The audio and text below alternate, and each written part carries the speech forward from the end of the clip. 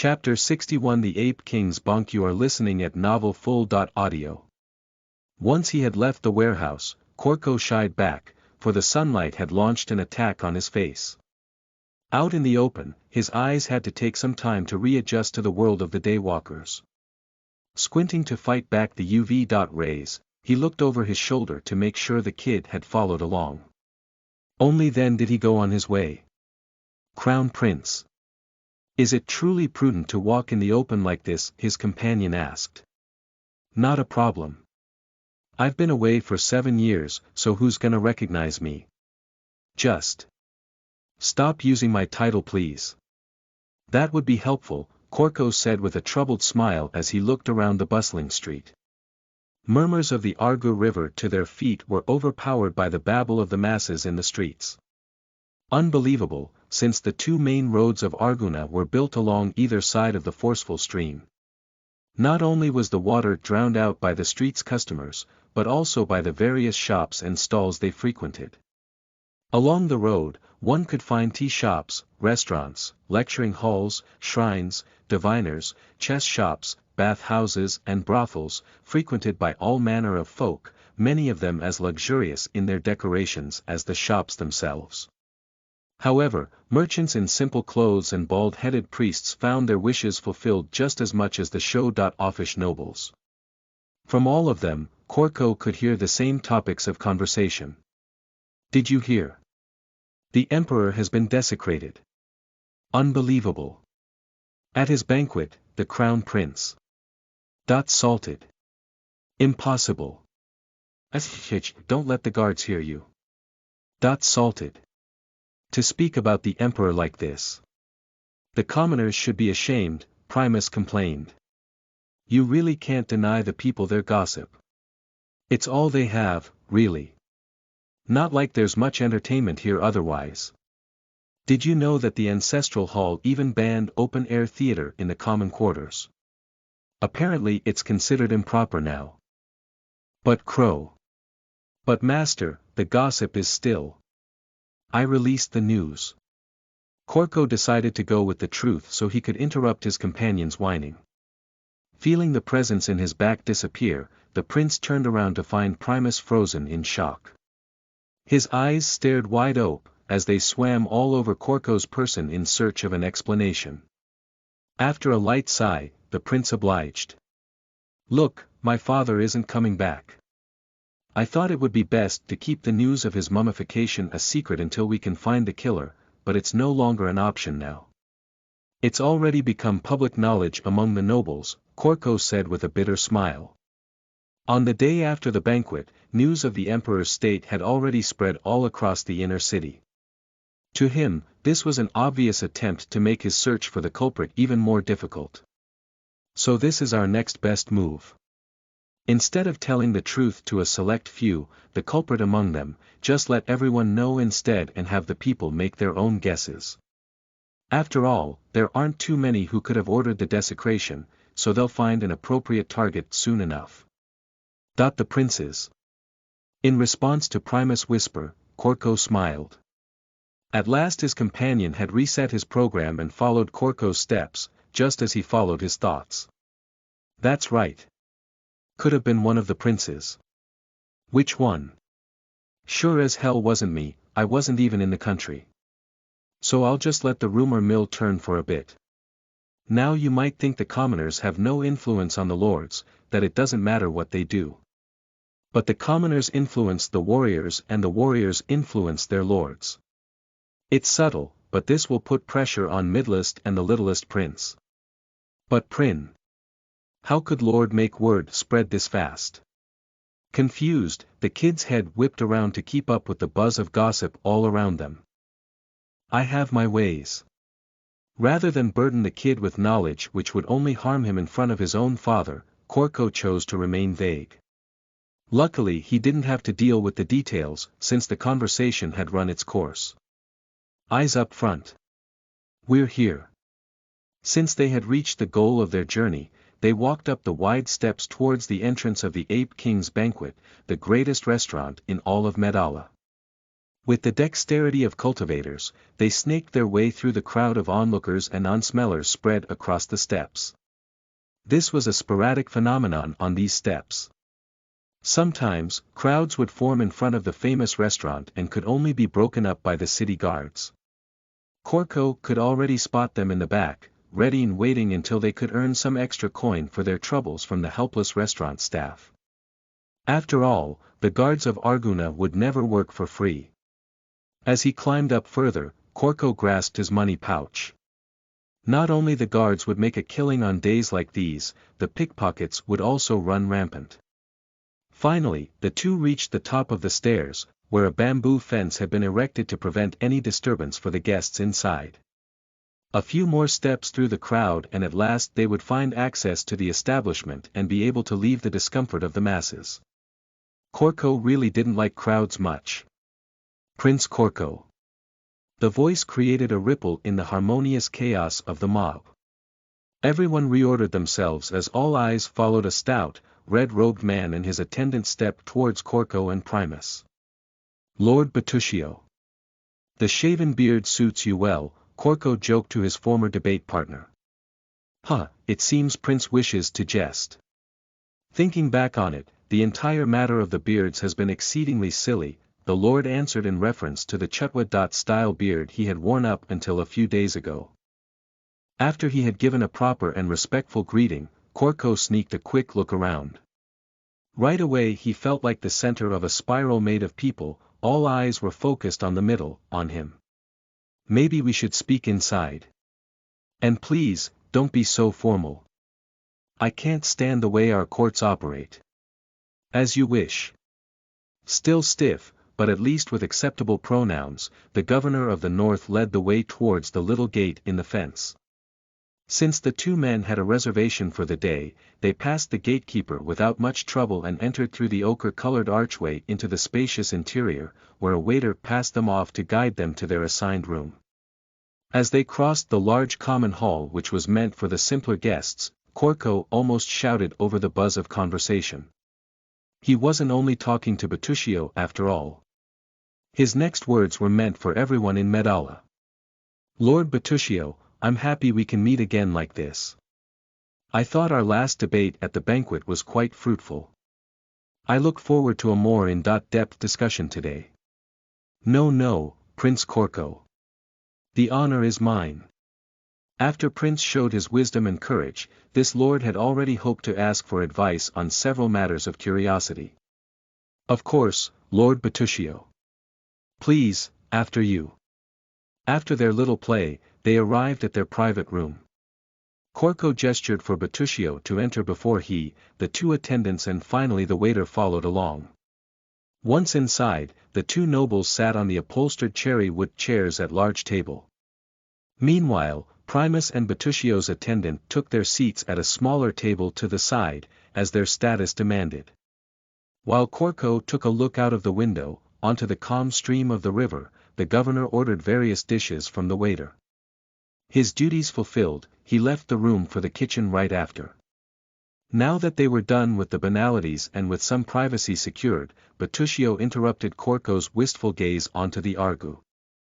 Prince Korko, please accept this lord's deepest gratitude for this act of kindness.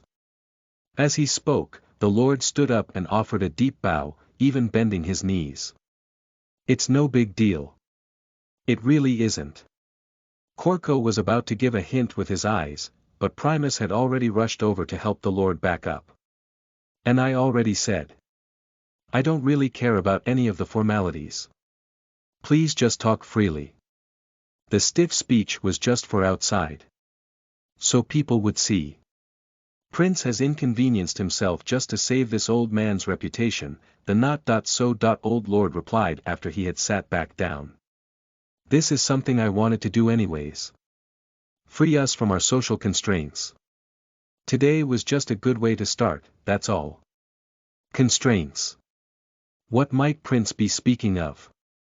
Since the lord showed interest in one of his ideas, Korko would absolutely not spare him of the details. Simple, really. If you want to argue on anything in this country, you always have to consider far too much. What is the other side's status? How old is he? Does he stand to gain from the argument? How does he orate his argument? All of these can be much more important than the validity of the actual argument. If I hadn't been a royal prince, no one would have considered me the winner of the debate that evening. For a while Bertuccio mulled the prince's words over, before he nodded with a hum. So, what do you think about this state of affairs? Corco asked. Is it easy to find optimal solutions like this? Or determine the truth of the matter, of any matter? It is exceedingly problematic. I myself had been blinded by Itaka's age and status. Thus I believed without thought, Bertuccio conceded. This doesn't only go for the scholars though. Just look at my father's salting. Does anyone actually know what happened? What's going on inside the Moonlight Ziggurat or the Ancestral Hall? Or what about the Silver Palace as a whole? This state of secrecy only helps those with power in the palace. Like this, they can bend and distort the truth however much they please. His obvious hint at the attempted takeover by the Achilia clan wouldn't leave Bertuccio nonplussed, of that Corco was convinced. Since Prince has thought about matters this much, surely he must have a solution. Even though it proved the exact problem he was determined to solve, Corco grinned from ear to ear at the blind trust the Lord showed in him. Instead of a recourse to authority, what I want during arguments is the death of the author. Except, with everything. Here's what I mean by that. Personal interests, personal grudges, personal status, age, weight, gender, none of it matters. An argument's content doesn't change no matter who says it, so it should only be evaluated on its own merit. That's why we're here. I need to show the whole capital. Our differences during the banquet had nothing to do with any hatred we might have towards one another. It was simply a difference in opinion. Opposing each other on one certain viewpoint doesn't make us enemies. It can't. Otherwise, we'll never have a truly open discourse in this country. As the prince spoke, a servant entered the room to bring the wine and dried fruits. Appetizers before the main course. Quick on his feet, Primus blocked his way as the servant tried to crane his head past the entry and get a good look at the scene inside. Annoyed, the attendant took the tray and shooed off the bothersome waiter. Corco couldn't be prouder. The kid was growing up so fast. Unaware of Corco's strange thoughts, Primus filled the cups in accordance with proper etiquette. To the backdrop of the gurgling cups, Corco continued his explanation. Our territories aren't about to start a war. We just had a simple difference in opinion on one specific issue. After we argued said issue thoroughly, we have come to a mutual understanding. Believe me, Medalla will do a lot better if we can foster a culture like this. Which makes today a historic moment. Corco's lofty spirit raised the cup high in the air. His hand helped a bit too. Salute, he said with a smile. Salute, Bertuccio smiled back. Chapter 62 How to Rule a Country. You are listening at novelfull.audio. After the tables had been filled with food, the mood within the room improved even further. The Ape King's banquet was famous countrywide, and it was famous for a reason. They had even brought out their garum fish sauce, coveted by nobles all across Medalla. This one was absolutely Corco's brand, so the prince dug in with great gusto. Infected by his uninhibited attitude, Lord Bertuccio followed suit after a few toasts more. Soon, the two had settled into the atmosphere and were immersed in their discussion. Is this not too simple? There must be more to be said about morality, Lord Bertuccio questioned. Why does it need to be complex for it to be true? Reciprocity is the golden rule of ethics. If any society wants to function, the same rules need to apply to all of its members. Otherwise it just causes conflict. Just imagine a village in which the richest family master decides that it's okay to marry any woman he pleases, even those already married to other men. You don't think that after a while there would be trouble? The cuckolded husbands surely would not like the master's actions. Takeo returned a bemused smile, his head filled with the scene of peasants storming the country mansion to fight for their wives. Although Korko wouldn't share the man's sense of humor, he still followed his train of thought. In this case, there are only two possible outcomes. First, the villagers overthrow the master and restore balance, so as before, no man in the village can marry an already wedded woman. But the master could hire men to protect his mansion, Takeo said, his brows furrowed. In anticipation of his own answer, a smile crept onto Korko's face. Among all of the mental gymnastics in his head, he was especially impressed of this one. Of course the master could manage to suppress those men by force. But what does that lead to? That's the second outcome. The one society of the village splits into two, one above the other. Once the master has to use force to rule over the peasants, they are no longer part of the same society. And within each society, once again, the rules of reciprocity apply. But how can a new society just appear out of thin air? It seems like trickery with words. True. It sounds like a trick. It's as if I just defined society as a group of people which upholds whatever principles I think are morally right. However, consider this. What do the people themselves believe? Does a peasant believe he is part of the same society as a lord? He wouldn't dare. Takeo pounded his fist on the table and was answered by the clatter of the tableware. Of course not. That's why in Medalla, there's one society for nobles and a second one for commoners. However, any lord, no matter how weak and unimportant, would expect the same treatment as a governor, even if in principle, he is in charge of other lords. As long as the people believe that they are equal to, and thus part of, the same society as the ones who rule them, they will no longer tolerate unequal treatment. They would consider it an injustice. That's what I mean by society. It's not a word I made up myself. It's something the people have already made up in their heads, all on their own. Lord Takeo sank into deep thought as he buried his chin in his hand and steered his glance out of the window. Meanwhile, Korko decided to gorge himself on some more rice with palm hearts and garum. After a while, Bertuccio seemed to have come to a conclusion. So a lord should always be certain his subjects do not develop any undue thoughts, he asked. Well, it's not that simple. You can't really control people's thoughts after all. There's no way to look into someone's head. No internet yet. It might just be cheaper and safer to increase equality in the treatment of the classes and make sure everyone benefits from the system in place. That's probably a much more stable way to structure a society. Though Korko couldn't openly talk about true equality or even outrageous ideas like democracy, at the very least he could make the man understand that a violent beatdown was never the best way to combat a violent uprising. Prince Korko, since you have such deep understanding on ethics, I wondered whether you would be equally learned on measures of governance. Bertuccio skillfully directed the conversation in a direction he, as a local ruler himself, would be the most interested in. Of course I do, Korko beamed. This was another one of his favorite topics. There's two basic things a ruler needs to provide to his subjects. If he can't do that, he fails at the most basic level. Although Korko had just geared up for another lecture, he was soon interrupted, betrayed by his own brother. Second Prince Amauta burst into the room, entirely uninvited and surprisingly rude for a man who would make a point of his sophistication any chance he got. It seems like brother always has all the answers. With reckless abandon and unwilling to follow etiquette, the second prince forced his way into the private room and took a stand in front of the private table, arms crossed and head raised. Close on his heels followed an even more surprising visitor. Young Prince Wakoka of the Verdant Isles, this time without the company of his sister. Prince Korko, we apologize for our rude and sudden entry. The Green Prince showed himself to be far more mannered than his civilized counterpart.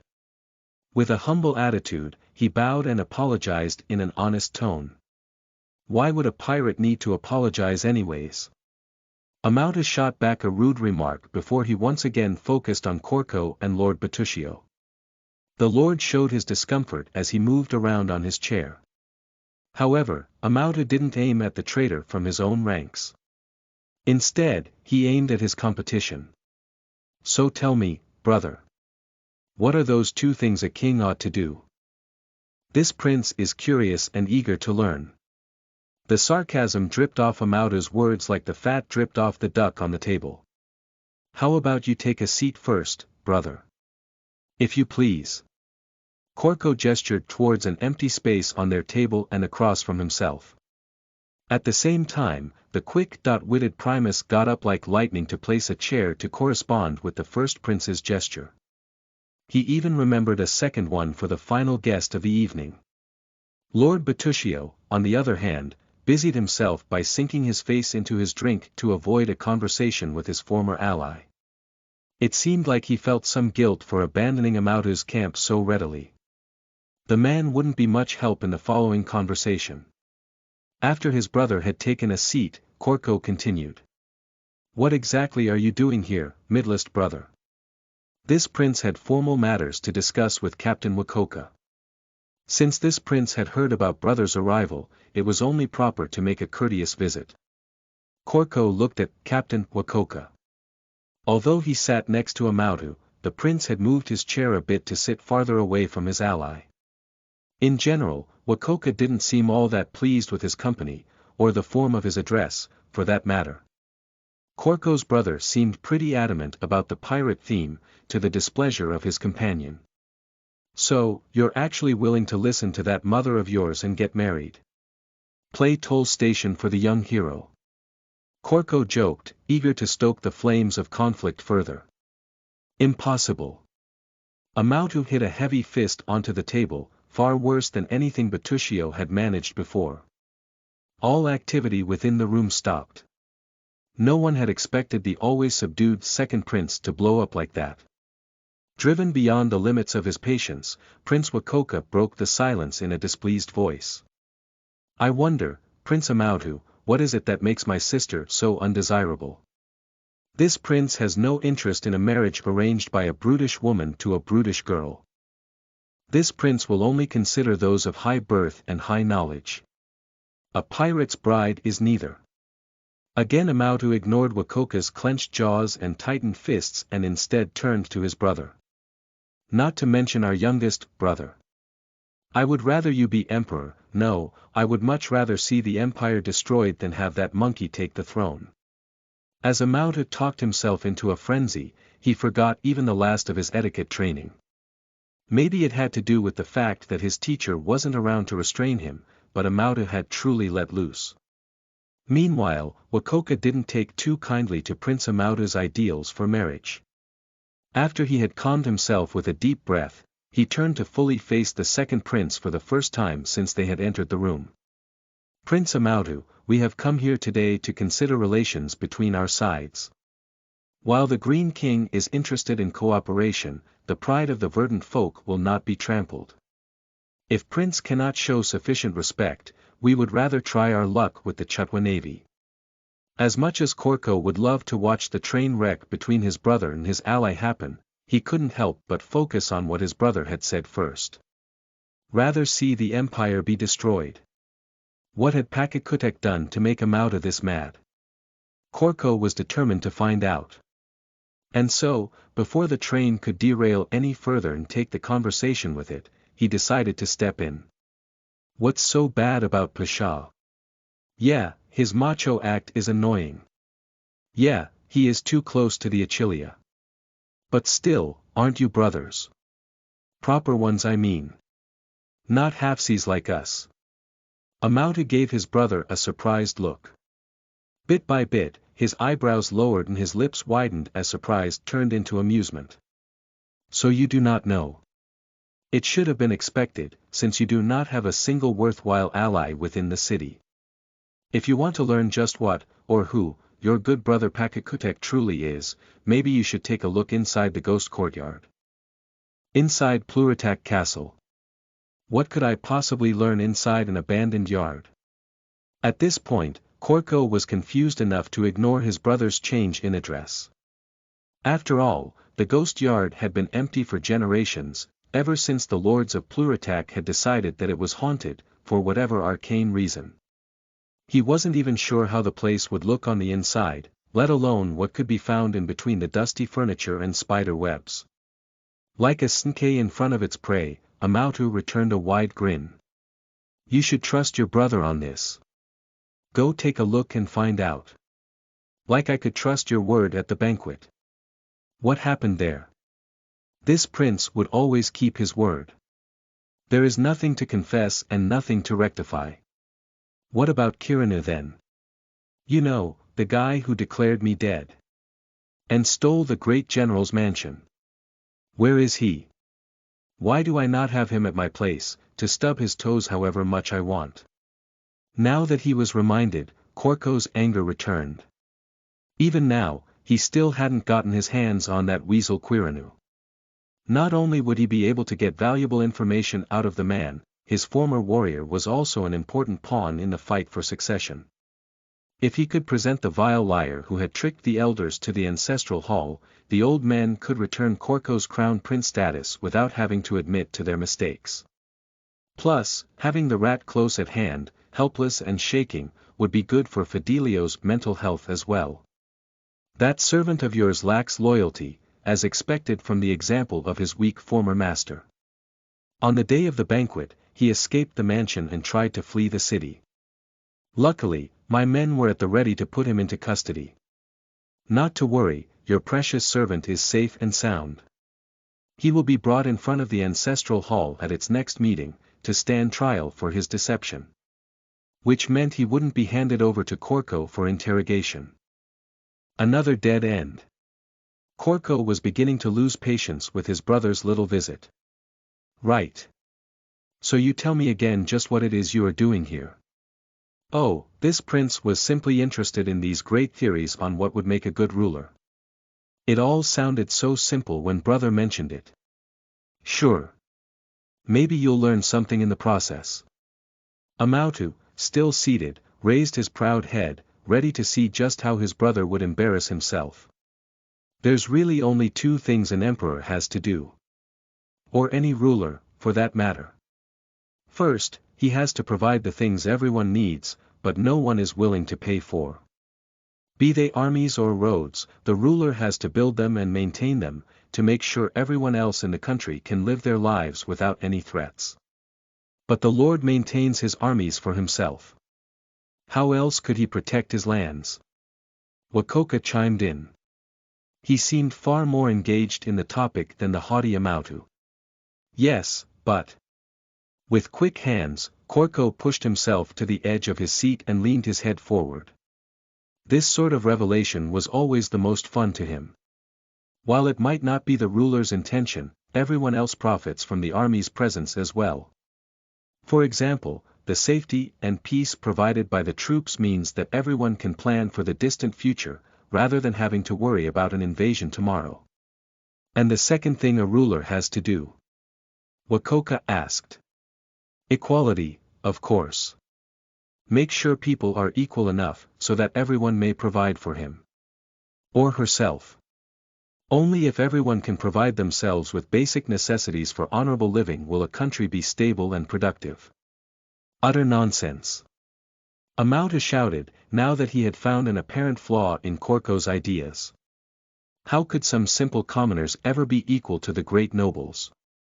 Then how exactly do you guarantee that there won't be any uprisings? Suppress them by force. That's expensive. And it only has to go wrong once for the whole thing to collapse. His eyes on top of his head, Amautu returned a smirk. In that case, all it takes is a wise and benevolent ruler. Such a ruler will always treat his subjects with the amount of fairness they deserve. The subjects will follow his example and treat those lesser with the amount respect which suits their stead as well. Thus, a society of peace is created.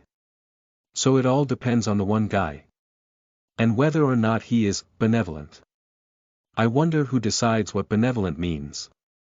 Of course, it will be up to the emperor's teachers to educate him in the proper methods of rule, to guarantee a new wise ruler in every generation. Thus, only the wisest men of the empire can ever be close to the emperor. I will rid our empire of this warrior nonsense and guarantee those brutes get nowhere near the throne. Let's just agree to disagree then. Korko said, accompanied by a tired sigh. At this point, he had long given up on trying to convince his brother of the dangers of his ideas. Even though leaving himself and his country in the hands of others was stupid, Korko wouldn't repeat himself anymore. Amautu, meanwhile, still sat there in smugness, convinced of his victory. You will see the light soon, brother. I will show you the strength of the Western wisdom, he said as he got up to leave. Already halfway out of the door, he turned around again for one final reminder. And do not forget about the ghost yard, my brother. I just hope your barbarian devils are as capable thieves as they are killers. With a last victorious grin, Prince Amautu up and left the room, without sparing a single thought for his still-seated companion. Meanwhile, the companion himself had decided to stay behind for a while longer. Korko wondered what the Green Prince could possibly want. You're not going after my brother? For a few tense moments, Wakoko looked at Korko before he seemed to come to a decision. Prince Korko, I heard from my sister. It seems Prince owes some kind of debt. Yeah, that's right, Korko said with a light smile. He quite enjoyed the obvious disagreement between Amautu and his supposed ally. In that case, I have some interest in Prince Korko's theories on governance. I myself strive to be a good monarch, but I lack direction, as do all of us. I wondered if Prince could refer me to his teacher for advice. Who's to say that we won't be enemies after this? Why would I help you? Prince, there really is no need for suspicion. Since the marriage between my sister and your brother won't come to pass, there is little in the way of our cooperation. Even more so due to Prince Amautu's obvious disdain for the verdant folk. Further, if Prince Korko fails to win the crown, my allegiance would be the least of your problems. For a while Korko mulled the request over. There really was no reason to decline. If everything went well, he could even win over another ally. In fact, he already had a few useful ideas on how to employ his new-found connections in the Verdant Sea. I agree. It might take a few days, but I will help you out soon enough. With that, I'll consider my debt repaid. In that case, I am grateful for Prince Korko's help. With a polite bow, Wakoko left to follow the second prince. Their mood ruined by the intruders, Korko and Lord Bertuccio soon got up themselves to make their ways back to their respective mansions, to rearrange their plans. Chapter 63 Going Home. You are listening at novelfull.audio. With a satisfied smile on his face, Sanko left the inner city mansion of House Rupolo. Ever since Korko's performance at the banquet, Sanko's work had become much easier, so today had been another productive afternoon. Since Korko himself had been kept busy with his attempt to find the culprits behind his father's salting, the prince lacked time. However, they would need win over a total of 40.4 lords, the majority they would need to confirm his nephew's succession to the silver throne. Thus, Sanko had taken the task upon himself. Considering just how many of the neutral lords would greet him with open arms, it was not surprising that he relished every moment of the experience. Not only was his nephew the legitimate heir, he had also proven both his wisdom and military strength at the banquet.